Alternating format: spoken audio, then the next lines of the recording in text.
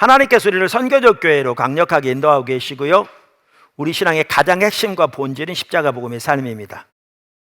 그래서 십자가 복음의 삶은 결국 선교적 삶으로 열매를 맺어야 되고, 선교적 삶을 살려면 십자가 복음의 삶이 반드시 그 기초가 되어야 합니다. 그래서 하나님은 우리 모두를 실제로 십자가 복음을 삶을 사는 자리로 강력하게 인도하고 계시고, 우리 모두가 훈련받고 그렇게 서기를 강력하게 원하고 계시고, 교회에서도 다양한 방법으로 여러분이 그렇게 할 수 있도록 여러 가지 프로그램을 만들어서 돕고 있습니다. 그러던 중에 말씀 묵상을 통해서 하나님과 동행하는 삶을 쭉 살펴보고 있는데, 아마 다음 주면 이 시리즈가 마쳐질 것 같습니다. 특별한 하나님의 다른 인도가 없는 한. 그러면서 몇 주 전부터 구체적으로 어떻게 말씀 묵상을 할 것인가 라는 부분을 살펴보고 있는데, 구체적인 방법 제 책 기초성경공 2권에 요약되어 있습니다. 하나님과의 정기적인 만남의 시간이 필수다. 성경을 자세히 읽으면서 묵상해야 한다. 깨닫게 하신 것이 하나님께서 말씀하신 것이다. 하나님께서 말씀하신 것을 묵상 노트에 기록한다. 하나님께서 말씀하신 것을 붙잡고 기도한다.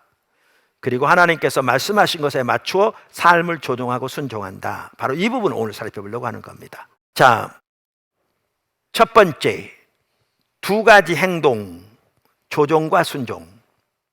하나님께서 우리에게 말씀하시면, 성경을 통해서도, 다시 말하면 하나님께서 우리에게 하나님의 뜻을 보이시면 우리는 하나님께 반응해야 합니다. 여기 한 가지 미리 말씀드리면 매우 중요한 게 뭐냐면, 하나님께 반응하되 어떠한 상태나 위치로의 반응이 아니고요, 보다 근본적으로 인격체 대신 하나님께로 반응하는 겁니다. 이 둘의 차이는 조금 있으면 제가 설명하겠습니다. 그러니까 우리는 진리에 반응해야 되는데, 성경에서 진리는 인격체입니다. 그래서 예수님께서 내가 곧 길이요 진리이다 이렇게 말씀하셨잖아요. 아울러 우리가 하나님께 반응하려면 반드시 행동으로 반응해야 합니다. 할렐루야. 행동이 없는 반응은 충분하지 않습니다. 설교를 들으면서 가슴이 뜨거워지고요, 큰 감격이 몰려올 수 있습니다. 또 하나님께 결단하고 헌신할 수 있습니다. 비록 넘어질지라도 헌신하는 것이 중요하다고 말씀드렸잖아요. 그러니까 결단하는 게. 그런데 마음에 감동이 몰려오고 결단하고 마음속에서 헌신할지라도 행동으로 그것이 나타나지 않으면 불완전합니다. 어떤 경우에는 아무런 의미도 없을 수 있습니다. 그러니까 반응하되 반드시 행동으로 반응해야 합니다. 믿음만 하더라도 우리는 믿음으로 하나님께 반응해야 되잖아요. 성경에 믿음으로 말하는 것처럼. 그런데 행함이 없는 믿음은 죽은 것이라고 했거든요. 제가 처음 교회 개척할 때요, 여러 번 나눠서 여러분 잘 아실 텐데, 하나님께서 저를 하나님의 얼굴을 구하는 사람으로 돌이켜 주셨어요. 나름대로 열심히 하는데도 교회가 잘 세워지지 않는 그런 과정을 통해서, 그렇지 않아도 시험 들어서, 그렇지 않아도 작은 교회가 반쪽이 교회를 떠나려고 하는 상황에서, 그래서 집중적으로 하나님을 알기를 구하되 성경을 읽고 기도하고 앞서간 믿음의 선배들의 책을 보고 테이프를 보면서 깨달아진 들의 삶을 조정하고 정리해서 또 성도들에게 나누고 가르치면서 집중적으로 주님을 따라갔거든요. 그러면서 저는 성도들이 제 뒤에 바짝 따라올 줄 알았어요. 제가 처음 1년 동안은요, 성도들이 어떻게 잘하고 있는지 돌아볼 겨를도 없었어요. 소위 말하면 제코가 석자니까.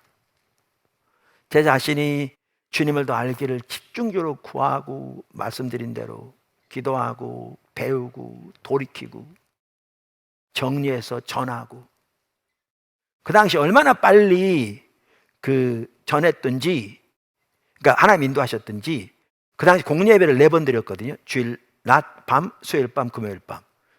근데 이 4번 설 예배 중에 한 번만 빠져도 그 다음 시간에 오면 이 말이 뭔 말인지 잘 이해도 못하는 거예요. 이 시간에 왔어야 이 말을 이해할 만큼. 그만큼 하나님 빨리 인도하셨어요. 그래서 집중적으로 주님을 따라가면서 이렇게 전하면서 저는 성도들이 내 뒤에 바짝 따라올 줄 알았거든요. 근데 한 1년쯤 지나서 성도들이 어떻게 하고 있나 돌아봤어요. 그랬더니 제 눈에 보이는 성도들의 모습은 출발점에서 아직 한 발짝도 떼지도 않고 무슨 말인지 전혀 모르겠다고 아우성치고 있는 모습이 제게 보였어요. 너무너무 낙심이 되더라고요. 그렇게 열심히 전했는데 출발점에서 시작도 안 했어요. 갈수록 더 이렇게, 그러니까 갭만 커질 거잖아요. 그러니까 무슨 말인지 전혀 모르겠다고 아우성치고 있는 거죠. 그래서 제가 너무 낙심이 돼서 하나님 앞에서 낙심하고 있는데 주님이 저에게 깨닫게 해주셨어요. 그게 뭐냐 하면 네가 전하는 것은 이정표와 같아 라는 거죠. 옛날에 시골에서 한양에 과거보러 와서 과천 고개 넘어오는데 여기 가면 한양입니다. 한양은 이런 곳입니다라고 이 팻말이 있어요. 보니까 감격이 되고 눈물이 나요. 근데 길잡이를 따라 부지런히 가지 않으면 한양에는 못 가는 거거든요. 실제로 제가 그 당시에 설교할 때요, 어떤 성도는 예배 시간마다 울었어요. 눈물 펄펄 흘리면서 설교 들었어요. 소위 은혜 받아서. 근데 하나님의 말씀을 듣고 다양한 통로를 통해서 하나님의 뜻을 깨닫고 감격이 돼서 눈물을 펄펄 흘리고 때로는 결단할지라도 그것이 행동으로 옮겨지지 않으면 궁극적으로는 아무런 의미가 없어요. 사실 포도나무교회 지금 적극적으로 참여하고 있는 분들도 교회에서 나눠지는 대로 적극적으로 배우고 따라와야 조금씩이라도 실제로 깨닫게 되고, 비록 반복적으로 넘어질지 몰라 다시 일어나 주님 앞에 다시 가기를 시도하고 그러면서 자라나는 거지, 설교 듣고 그냥 소위 감동만 받고 돌아가면 갈수록 갭은 커질 것이고 나중에는 무슨 말인지조차 모를 겁니다. 그래서 하나님께서 우리에게 하나님 뜻을 보이시면, 말씀하시면 반응을 보여야 되는데 행동으로 보여야 합니다. 할렐루야. 행동으로 보여야 합니다. 그런데 하나님께 대한 모든 행동은 그것이 무엇이든지 반드시 대가 지불이 요구됩니다. 여러분, 히브리서 11장에 보면 구약시대 하나님의 백성들이 어떻게 하나님과 믿음으로 동행하는 삶을 살았는지 쭉 말하고 있습니다. 아브라함, 쭉 모세, 심지어 기생 라합도 그렇고 쫙 나옵니다. 근데 그들의 일생을 한번 보세요. 공통적인 한 가지가 뭔지 아세요? 그들은 하나님을 따라가기 위해서 대가를 지불했어요. 대가 지불 없이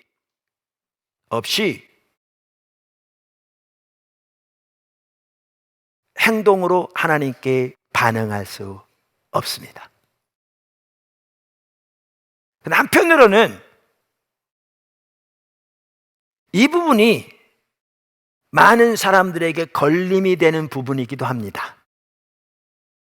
오늘날 어떤 성도들은 하나님과 동행하는 삶을 살기 원합니다. 삶에서 놀랍게 하나님을 경험하기 원합니다. 하나님의 놀라운 뜻이 자기 삶 속에 그리고 자기를 통해서 이루어지기를 원합니다. 근데 대가 지불은 원치 않습니다. 이건 가능하지 않습니다. 축복, 예스. 하나님 뜻 이루어지는 거, 할렐루야. 대가 지불, no thank you. 이건 가능하지 않습니다. 대가 지불 없는 행동은 있을 수 없고요. 반면에 하나님을 사랑하는 사람들은 대가 지불을 부담으로 여기지 않습니다. 특권으로 여깁니다. 제가 사실은 이 설교를 염두에 두고 한 건 전혀 아니었거든요. 근데 1부 예배 때도 2부 예배 때도 헌금 기도할 때 이 부분을 기도하게 하셨어요. 하나님께서 우리 가운데서 우리를 통해서 너무나 놀라운 일들을 행하고 계신 것을 감사하면서 그 일을 위해 우리를 동역자로 부르신 것이 얼마나 소중하고 얼마나 특권인가를 인식하며 감사하면서 기꺼이 대가를 지불하고 그것이 우리의 특권임을 인식하고 하나님께 따라가기를 원하는 그러한 기도를 드리게 하셨어요. 이처럼 하나님께서 이렇게 말씀하시면 우리는 하나님께 행동으로 반응해야 되는데 대가 지불이 요구된다고요. 그런데 헨리 블랙가비 목사님이 하나님을 경험하는 삶이라는 아주 뛰어난 책에서 행동을 두 가지로 나눴어요. 그러니까 우리 같으면 하나님 말씀에 순종해야 돼 이렇게 말하잖아요. 근데 그분은 이 행동을 두 종류로 나눴어요. 이런 걸 참 잘했어요. 아주 디테일한 면이 참 뛰어나요. 그 두 가지가 뭐냐면 아까 말씀드린 대로 조종과 순종으로 나눴어요. 뭐라고요?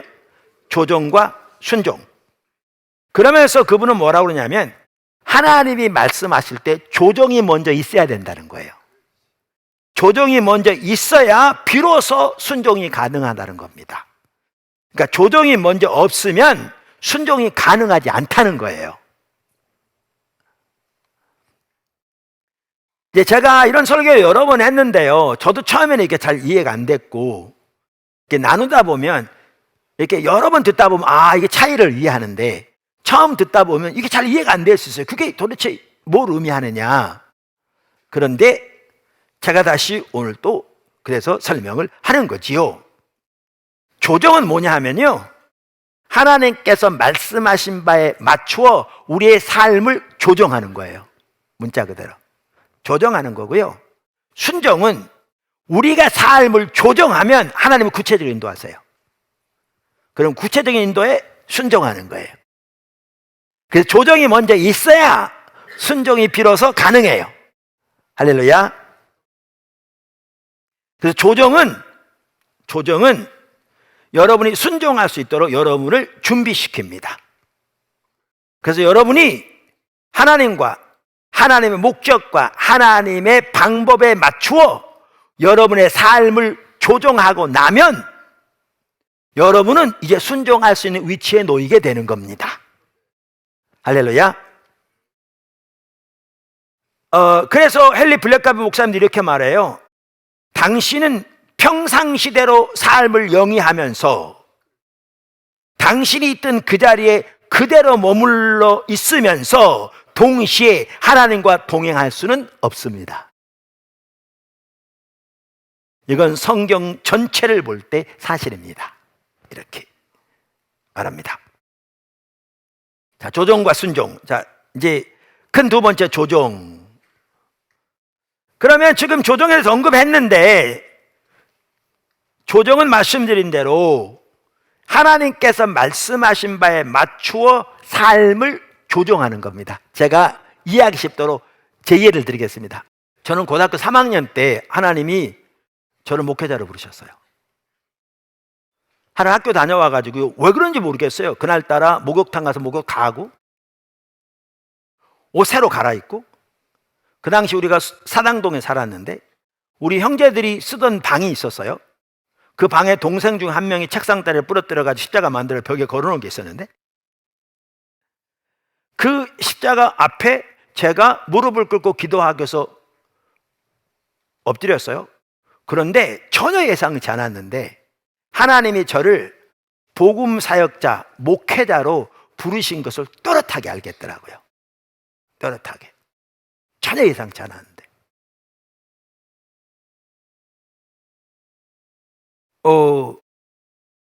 하나님께서 저를 그렇게 부르셨을 때 저는 바로 그 자리에서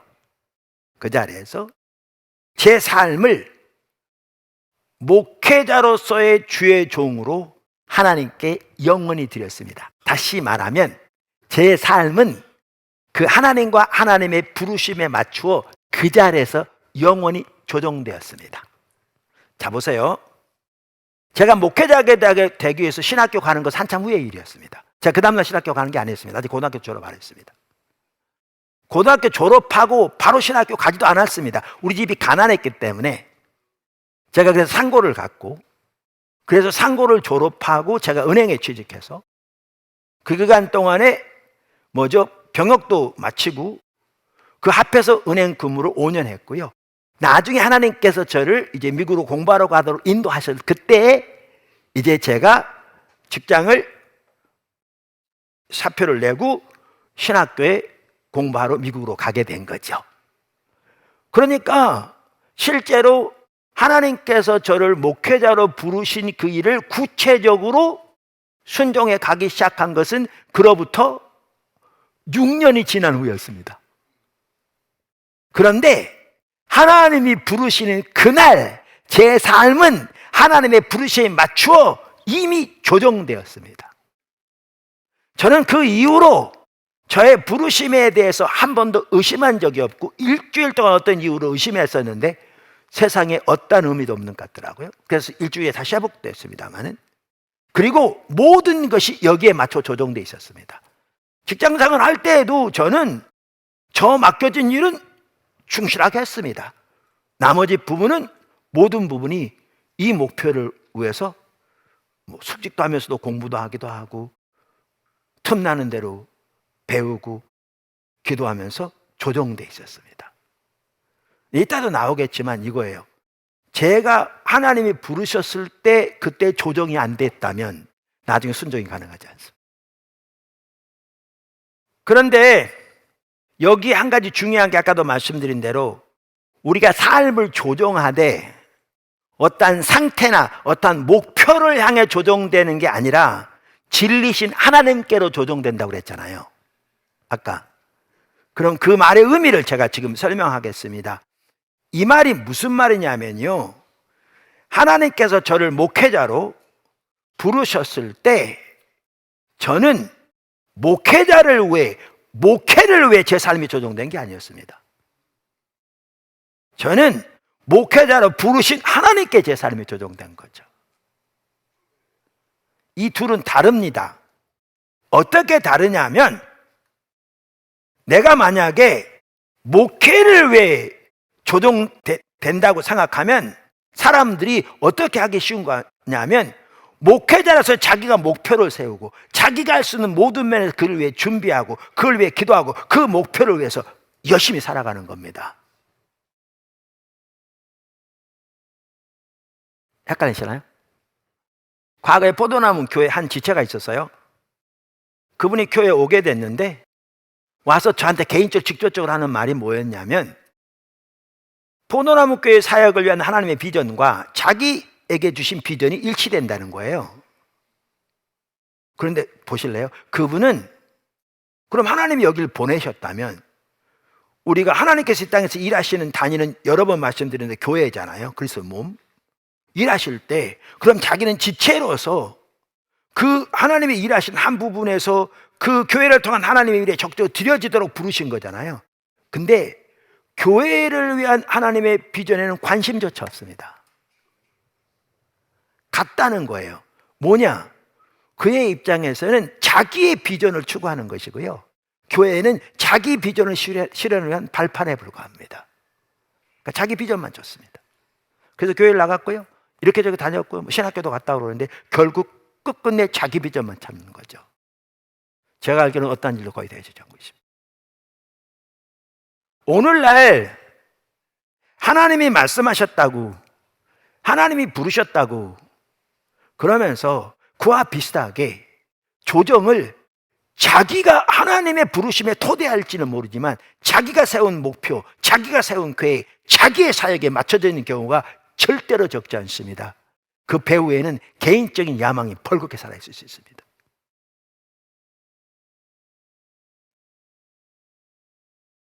이게 아니라는 거죠. 이게 잘못됐다는 거죠. 우리는 하나님께 조정되어지는 겁니다. 그 부르심에 토대하되, 그리고 하나님의 인도를 따라서 하나님의 일을 위해 하나님께 순종하는, 그리고 하나님이 앞서가서 일하실 때 순종하는 자리로 나가는 거죠. 더 선명하게 이해되기를 주님으로 축원합니다.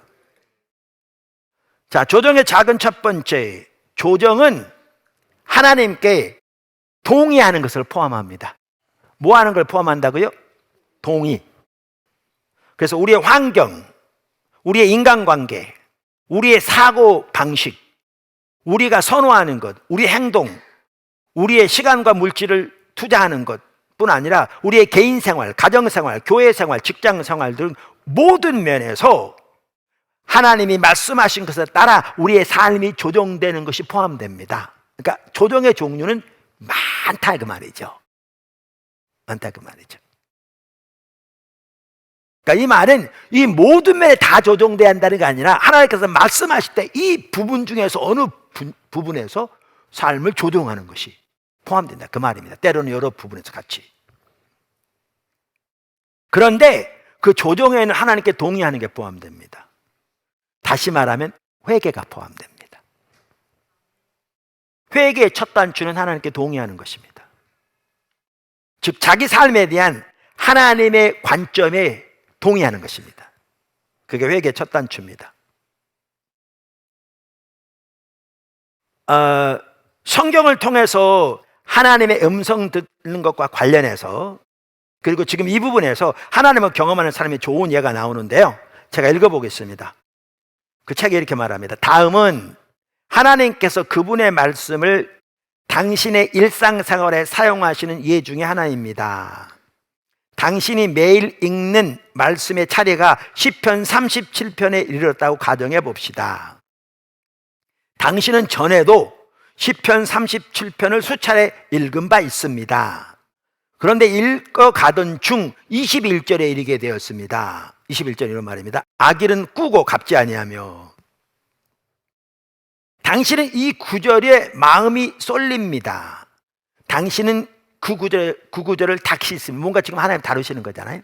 다시 읽고 묵상하고 이미 살펴본 대로. 그리고 당신이 갚지 못한 빚을 기억해냅니다. 그러던 중에 자기가 빌렸다가 안 갚은 게 생각난 거죠. 당신은 그 말씀이 당신에게 해당이 됨을 깨닫습니다. 이게 이제 성령님이 말씀하신 거거든요. 이미 살펴본 대로. 이 저자들이 이렇게 얘기합니다. 성령님이 방금 그 말씀을 통해서 당신에게 말씀하신 것입니다. 당신은 진리에 맞부딪혔습니다. 당신은 이제 빚을 지고 갚지 않는 사람이 하나님의 눈에는 악인이라는 사실을 깨닫습니다. 성령님은 이 구절이 적용되는 당신 삶의 특정한 사건에 당신의 관점을 집중시키십니다. 과거에 있었던 어떤 사건. 그분은 당신의 죄를 깨닫게 해주시는 분입니다. 그분만이 이런 일을 하실 수 있습니다. 하나님이 방금 성령님으로 그분의 말씀을 통해서 당신에게 말씀하신 것입니다. 하나님은 당신의 인생에서 하나님과의 사랑의 관계에 장애물이 될 만한 어떤 것도 원치 않으십니다. 이제 중간에 빼고요. 하나님이 성경을 통해서 일단 말씀하시고 나면 당신이 그것에 대해서 어떻게 반응하느냐가 중요합니다. 당신은 그 진리로 당신의 인생을 조정시켜야 합니다. 조정. 그런 경우에 당신은 이렇게 조정해야 합니다. 그럼 조정하는 방법이 한 가지를 제시한 거예요. 당신은 그 진리에 동의해야 합니다. 즉 꾸고 갚지 않는 자는 하나님이 보시기에 악인이라는 사실에 동의한다는 거죠. 그 다음에 이렇게 말하면 당신은 당신의 기억에 떠오른 그 사건에 그 진리가 특수하게 적용된다는 것에 동의합니다. 이 말씀이 이 사건에 적용된다는. 그러니까 자기가 지금 하나님 앞에서 악인이라는 사실에 동의한다는 거죠. 이 동의부터 회개는 시작되거든요. 당신의 죄에 대하여 하나님과 동의하는 것입니다. 이렇게 함으로써 당신은 꾸는 것과 갚는 것에 대한 당신의 이해를 하나님의 뜻으로 조정한 것입니다. 하나님과 동의하기 위해서 당신은 당신이 이해하고 있던 것을 하나님의 뜻에 합치하도록 바꿔야 합니다. 이것은 조정을 요구합니다.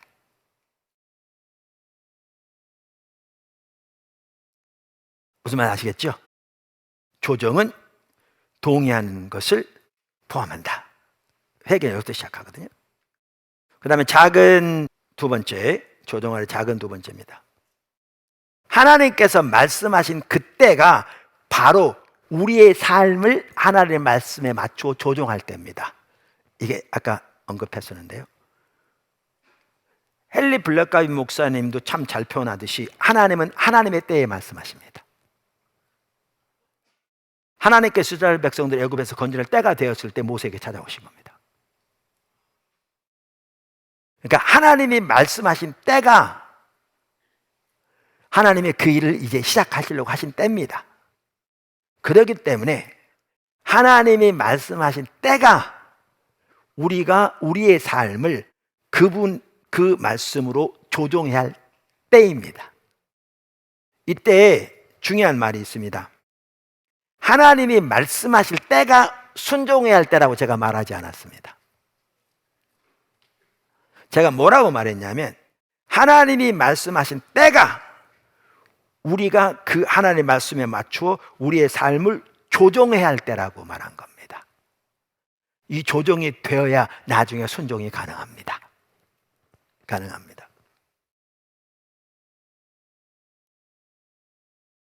아까 제가 제 얘기를 다시 들으면 고등학교 3학년 때 저를 하나님이 목회자로 부르신 걸 또렷하게 알았는데요. 제가 만약에 그때 제 삶을 조정하지 않고 때가 되면 하나님이 저를 길을 여시겠지 그렇게 지나가 버렸다라면 그때는 오지 않았을 겁니다. 저에게. 그리고 그렇게 지나갔더라면 미국으로 공부하러 갈 길도 전혀 알지 못했을 것이고요. 전혀 생각지도 못했을 것이고요. 저는 제 인생은 하나님의 의도하신 삶에서는 완전히 달랐을 겁니다. 적지 않은 사람들이 하나님께서 우리에게 어떤 말씀을 하실 때 우리는 그걸 그냥 환경이 열릴 때까지 기다린 거나 그때까지 무시하는 경향이 있습니다. 네, 그런 자세를 가지고는 하나님이 움직이실 때 순종할 수 없을 뿐만 아니라 하나님과 동행하는 삶이 되지 않습니다. 저는 반복적으로 이걸 경험하거든요. 제가 개인적으로도 제가 미국 갈 때도 미국, 독일 갈 때도 독일에서 미국 올 때도 그랬고요. 미국 안구에서 전부터 개척할 때도 같은 계속 그러는데 제가 지금 포도남교회 섬기면서도 그걸 자주 겪는데 저만이 아니라 교회 전반적으로 그런 것 같고요. 그 다음에 많은 성도들도 그런 것 같더라고요. 그게 무슨 말이냐 이 말입니다. 하나님이 움직이기 전까지는요 우리 할 수 있는 게 아무것도 없어요. 자, 제가 아까 그 목회자를 부름 받았다고 그래요. 그때 조정되었어요. 근데 그렇게 조정해서 그 목표를 향해 삶이 조정돼 있어요. 이미 직장생활 해요. 당연히 맡겨진 일 해요. 그러나 내 삶은 분명히 조정돼 있어요. 또 귀회되는 일을 위해서 준비하고 기도하고 이런 과정에서 하나님께서 선교에 대해서 말씀하시고 선교에도 말하면서 선교하려면 영어가 필요해서 영어 공부를 시작하고 그래서 전혀 예상치 않은 과정에서 미국 유학을 말씀하시고 불가능했는데 그걸 위해서 기도하는 적이 환경적으로 불가능한데 기도만 하나님께서 항상 예스라고 말씀하시고 그러면서 이제 길을 여신 거였거든요. 자, 그러면 이렇게 삶은 조정해서 나가는데 다음 단계는요 그분이 역사하셔야만 됩니다. 그러니까 그때까지 우리가 할 수 있는 게 없어요. 근데 중요한 게 그래요. 아무것도 할 게 없는데 우리가 조정되어서 주님의 인도하심에 민감하게 주시해 볼 뿐만 아니라 주님께 은혜를 구하고 또 보여주는 대로 준비하여 깨어있지 않으면 하나님께서 길을 여실 때 전혀 갈 수 있는 상황이 안 되게 됩니다. 그리고 길이 열렸는지도 보이지 않습니다. 근데 저 같은 경우에 여러 번 반복적으로 경험한 게 뭐냐 하면 이렇게 아무것도 할 수 없는데 이렇게 준비하고 기다리는 것 외에는 그리고 지금까지 하나님 하도록 말씀하신 걸 신실하게 하는 것 외에는 할 게 없는 거예요. 근데 일단 막상 길을 여시면 제가 경험한 대부분의 경우에는 발뒤꿈치에 연기 나도록 뛰어야 돼요. 밥이 움직여져요. 큰 세 번째, 순종입니다. 자, 하나님께서 말씀하신 바에 따라 삶을 하나님께 조정하였으면 이제 하나님의 인도를 따라 순종해야 합니다. 아멘? 순종해야 합니다. 하나님께서 말씀하신 바에 따라 삶이 조정되었다 할지라도 순종하지 않으면 조정은 아무런 의미가 없을 수 있습니다. 그 다음에 작은 첫 번째, 순종하지 않는 삶으로 하나님과 동행할 수는 없습니다. 우리가 두 구절만 보아도 알 수 있는데, 하나는 예수님께서 산상수훈에서 말씀하신 반석 위에 지은 집과 모래 위에 지은 집의 비유입니다. 여러분, 반석 위에 지은 집, 모래 위에 지은 집 둘 다 예수님의 말씀을 들은 사람들입니다. 잘 아셔야 합니다. 어떤 사람들은 모래 위에 지은 집을 지은 사람은 예수님의 말씀을 안 들은 사람으로 생각하는데요. 아니요, 성경은 자세히 보십시오. 둘 다 예수님의 말씀을 들은 사람들입니다. 특별히 예수님이 산상수훈을 말씀하시고 마지막에 그 예를 드셨거든요. 들은 사람들입니다. 그런데 반석 위에 지은 집을 지은 사람은 듣고 순종한 사람이고요, 모래 위에 집을 지은 사람은 듣고 순종하지 않은 사람입니다. 여러분, 오늘날 집을 지을 때 모래 위에 집 지은 사람이 어디 있어요? 어리석은 사람이죠. 근데 그 당시엔 그랬던 것 같아요. 근데 거기 내용을 보시면요, 과거형이에요. 지었다, 무너짐이 심했다, 이게 과거형이에요. 이게 할 것이다가 안 해요. 그러니까 이걸 보면 뭘 할 수 있냐면, 예수님이 그 비유를 말씀하시기 바로 얼마 전에 이스라엘에 큰 홍수가 있었던 것 같고요, 그 홍수로 인해서 모래 위에, 그 당시 가난하니까 그냥 대강 집 짓고 살았던 사람 많을 거잖아요. 그 사람들의 수많은 사람들이 홍수 때문에 그냥 쓸려 내려가서 집이 무너지고 재산 피해가 있고 심지어 인명피해도 있을 수 있는 그런 일이 닥친 지 얼마 안 된 것 같아요. 그러니까 예수님이 이 말씀을 하시면서 그걸 지금 상기시키면서 하신 거예요. 과거형으로 되어 있거든요, 거기에 보면. 근데 여러분, 이거 아세요? 모래 위에 집을 지어도요, 보통 때는 그대로 남아있어요. 언제 무너진 줄 아세요? 바람이 불고 창수가 나야 무너져요. 하나님과 동행하면서 순종하지 않는 삶을 살아도요, 보통 때는 멀쩡하게 남아있을 수 있어요. 작은 두 번째, 순종에 문제가 있다면 하나님과의 사랑의 관계에 문제가 있는 겁니다. 이것을 잘 볼 수 있는 좋은 구절이 신명기 30장입니다. 그러니까 구약 성경에서 우리 신앙의 본질에 대해서 가장 잘 말하는 구절, 여러 번 설교했죠.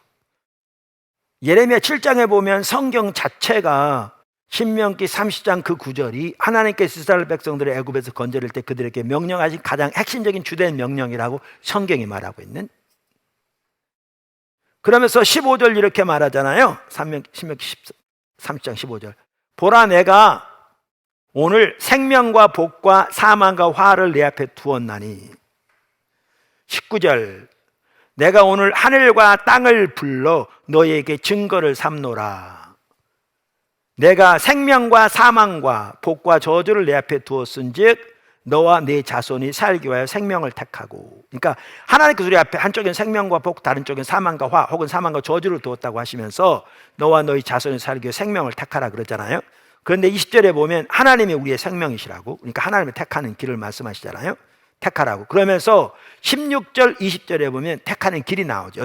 여러 번 살펴봤어요. 16절 이렇게 말하죠. 곧 내가 오늘 네게 명령하, 이게 내 명령이라 그 말입니다. 그러면 세 가지가 나옵니다.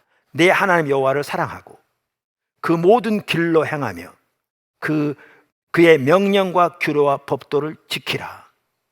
20절. 내 하나님 여호와를 사랑하고 그의 말씀을 청종하며 또 그를 의지하라. 그러니까 여기에 보면 하나님을 택하는 길을 말하면서 가장 먼저 하나님을 사랑하라고, 그것도 두 번 다 나오고 두 번 다 가장 먼저 나오죠. 왜요? 이게 가장 핵심이니까요. 이게 되어야 나머지가 가능하니까요. 하나님을 사랑한다는 말은 우리가 잘 아는데 쉐마 신명기서 나오는 것처럼 우리의 마음과 뜻과 성품을 다해 하나님을 사랑하는 거죠. 그 전에 하나님이 하나님의 뜻과 성품과 하나님의 마음을 다해 우리를 사랑하시죠. 그러니까 우리가 그렇게 하나님을 사랑해야 진정한 사랑의 관계가 되는 거죠. 그러면서 그렇게 하나님을 사랑하라고, 그러면서 그 이후에 보면 하나님의 명령과 법도와 규례, 하나님의 말씀을 지키라는 거고, 성경, 하나님의 모든 길로 행하고 하나님의 목소리를 청정하라고 나오잖아요. 근데 이 모든 것들이 하나님을 사랑해야 가능하니까 가장 먼저 그게 나오는 거죠. 끝으로 순종은 신앙의 본질에 속합니다. 우리가 잘 볼 수 있는 구절, 그게 어디냐면 신앙의 본질과 의식에 대해서 말하는 핵심적인 구절이 호세아 6장 6절이라고 그랬잖아요. 여러 번 나눴죠. 이렇게 말합니다. 나는 인애를 원하고 제사를 원하지 아니하며 번제보다 하나님 아는 것을 원하노라. 하나님 원치 않는 게 뭐라고요? 제사와 번제. 원하는 게 뭐라고요? 인애와 하나님을 아는 것. 그러니까 이것은 하나님이 번제와 제사를 원치 않는다는 말이 아니라고 그랬죠. 왜냐하면 성경 보면 하나님 드리라고 그랬거든요. 그러니까 이 말은 하나님이 원하시는 더 핵심적인 본질이 하나님을 알고 존재를 해 사랑하는 하나님과 친밀한 교제인데, 이 본질이 없이 종교적인 의식만 있는 호세아 시대, 이사야 시대 그랬거든요. 그걸 원치 않는다는 말인 거죠. 그래서 이 구절에 보면 본질과 의식의 관계가 잘 나와요. 근데 하나님이 원하는 것을 말하면서 여기 인애라고 그랬거든요. 그래서 어떤 사람들 인애가 사람을 향한 긍휼이라고 표현하고, 저는 먼저 하나님을 향한 사랑이라고 그러니까 해석이 다르다고 그럴 수 있는데요. 아니요. 여기 인애는 가장 먼저는 하나님을 사랑하는 것이고요. 하나님을 사랑하는 것과 이웃을 향한 긍휼이 분리되지 않아요. 우리는 어디를 보면 아느냐면요, 예수님이 11조에 대해서 말씀하신 두 구절을 보면 알 수 있어요. 하나는 마태복음에 나와요. 마태 23장 23절 이렇게 말해요. 화 있을진저 외식하는 서기관들과 바리새인들이여, 너희가 박하와 회향과 근처의 11조는 들이되, 바리새인 철저하게 11조 들었잖아요. 율법의 더 중요한 바, 더 중요한 핵심, 본질, 그 말이죠. 정의와 긍휼과 믿음은 버렸도다. 그러나 이것도 행하고 저것도 버리지 말아야 할지니라. 여러분, 이 구절 뒤에 호세아 6장 6절이 있는 건 금방 알 수 있어요. 예수님께서 마태복음 하더라도 반복적으로 호세아 6장 6절을 가지고 바리새인들에게 책망하셨고요. 이 구절을 보아도 알아요. 그러니까 여러분, 성경 프로그램의 관주 보세요. 보면 이 구절에 대한 관주에, 오늘 아침에 저도 성경 확인하고 왔어요. 관주에 이거와 연관된 구절로 어떤 구절을 언급하고 있냐면 호세아 6장 6절, 그리고 조금 이따 살펴볼 사무엘상 15장 22절, 이런 구절들을 거기에 써놓고 있어요. 학자들이 다 보기에 연결되어 있다는 거예요, 이 구절 뒤에. 그러니까 호세아 6장 6절에 볼 수 있어요. 그러면 이 구절에서는 호세아 6장 6절이 인애라고 번역, 헤세드라는 단어인데 히브리어로 뭘로 이해하고 있냐면 여기는 이웃을 향한 긍휼로 이해하고 있어요. 뭐냐면 정의와 긍휼이라고 표현하고 있거든요. 그런데 또 다른 11조에 대한, 그러니까 여기 보면, 그러니까 이게 보면 아까 의식이 안 중요하단 말이 아니죠. 더 중요한 본질, 이것도 행하고 저것도 버리지 말아야 한다. 둘 다 균형이 잡혀야 한다는 거예요. 오늘날까지도 잘못 이해한 사람들 많거든요. 보세요. 순종은요, 본질에 속한 거예요. 신앙에. 하나님을 사랑하는 것과 분리되지 않아요. 제가 오늘 1부 예배를 마치고 우리가 이렇게 초청하고 또 기도받을 분이면 나오라고 그랬잖아요. 근데 제가 1부 예배를 마치고 그 전에 이제 기도하는데 주님이 저에게 이런 마음을 주셨어요. 우리가 조종과 순종 이 부분에서 우리 자신을 돌아보기 원하셨어요. 우리가 신앙의 본질을 추구한다고 말하고, 그러면서 하나님께서 말씀하신 바에 따라서 우리의 삶이 조종되어지고 동의하고 돌이키고 기꺼이 대가를 지불하고 조정할 뿐만 아니라 하나님 말씀하신 바에 순종하는 이것이 우리의 삶에서 일상적으로 일어나고 있는지, 비록 반복적으로 넘어질지 모르지만, 아니면 그게 오래되었는지, 그래서 우리의 마음이 너무나 굳어져 있는지, 이 부분을 점검하기 원하셨어요.